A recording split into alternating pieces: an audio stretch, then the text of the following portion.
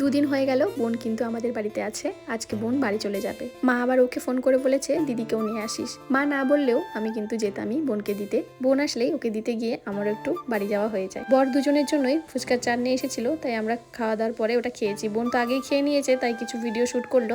আর এদিকে আমরা দুজনেই এখন বেরিয়ে পড়লাম। যেহেতু দুজনেই যাব, তাই টোটো রিজার্ভ করে দিয়েছিল বর, যাতে একবারে বাড়িতে পৌঁছে যাই। তাই ওই গাড়িতেই আমরা একবারে চলে গেছিলাম বাড়িতে। আর যাওয়ার সময় একটা জিনিস দেখলাম যে একই রকমের সব ডগগুলো, দেখো ওটা দেখতে দেখতে বাড়িও পৌঁছে গেলাম। আর এই যে দেখো, আমি ঢুকতে ঢুকতেই পিসিও আসছে। তার একটু পরে বোনরাও চলে এসেছিল, মেজো বোন। ফোন করলাম চলে আয় এখানে, যেহেতু আজকে ওর দোকান বন্ধ, তো ও চলে এসেছিল। এর আগে একটি ভিডিওতে দেখিয়েছিলাম এই বড় পিসির ক্যান্সার হয়েছিল, কিন্তু পিসি এখন অনেক সুস্থ কেমো নেওয়ার পর। তাই পিসি নিজেই হেঁটে চলে এসছে, মানে এতটাই সুস্থ হয়ে গেছে যেই মানুষ বিছানা থেকে উঠতেও পারছিল না। 1.5 বছর ধরে অসুস্থ হয়েছিল। সবই ভগবানের ইচ্ছা।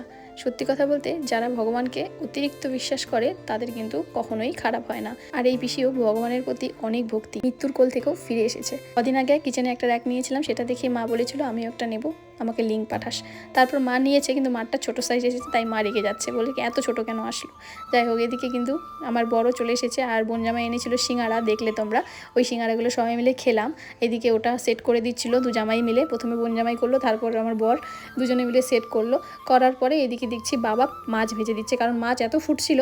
ছোট বোনই কিন্তু সব কিছু করে, যখনই বললাম না আসি তখনই ওই সব কিছু রেডি করে, যাতে আমাদের কিচ্ছু করতে না হয়। তো ও মাছ ভাজতে এত ভয় পাচ্ছিল, তাই বাবা ওকে হেল্প করে দিচ্ছিল। আমিও যখন বিয়ের আগে মাছ ভাজতে ভয় পেতাম, বাবা কিন্তু মাঝে মাঝে মাছগুলো ভেজে দিত। আর এখন তো ভয় পেলে বর আছেই, আমার বরই ভেজে দেয়। মাছ ভাজতে আমি আগাগোড়াই ভয় পাই, কারণ মাছ ভাজতে গিয়ে জানো তো একবার এমনভাবে তেল ছিটেছিল আমার গালে, মানে অনেক দিন স্পট যায়নি আর অনেকখানি পুড়ে গেছিল। তো তখন থেকেই যে একটা আতঙ্ক ঢুকে গেছে। তবুও কিছুদিন আগে এই মাছ ভাজতে গিয়ে হাতটা পুড়ে গেছিলো, সেখানেও এখনও স্পট যায়নি। এজন্য মাছ ভাজতে আমার একটু বেশি ভয় লাগে।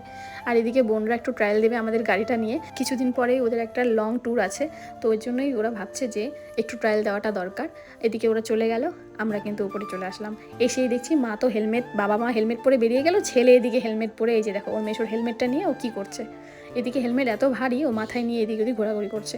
তারপর যাই হোক, ফাইনালি এখন বোনদের বাড়ি যাওয়ার টাইম হয়ে গেছে, তাই ওরা চলে যাচ্ছে। আর সবাই যখন চলে যায়, সবচেয়ে বেশি মন খারাপ কার হয় বলো তো? আমাদের বাড়ির রুশোর। মানে ওকে দেখবে তোমরা, ও সবাই চলে গেল, আওয়াজটা ভালো করে শুনছে, সবাই চলে গেল, এরকম একটা ব্যাপার। তো ওরা বাই বাই বলছিল এই মন দিয়ে।